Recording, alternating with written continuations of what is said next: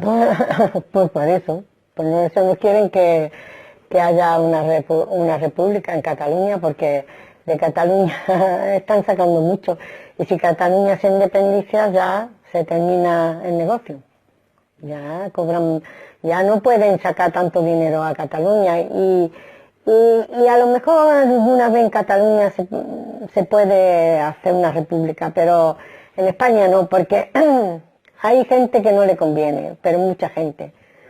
Porque entonces piensan que ya no van a poder sacar dinero de un sitio o de otro. Y por eso aquí en España entera ha visto el País Vasco y Cataluña siempre han sido especiales, pero los demás no le conviene, porque el señoritingo andaluz ya no es igual que aquí los catalanes. Porque, mire, yo voy a decir una cosa. Cuando vine aquí a Cataluña me coloqué en la fábrica. El dueño de la fábrica tenía 11 hijos, y los que no servían para estudiar, cuando llegaban las vacaciones que no aprobaban, los ponían a trabajar las máquinas como cualquier trabajador. Entonces le decían a los encargados y a los que están allí trabajando: lo tratáis igual.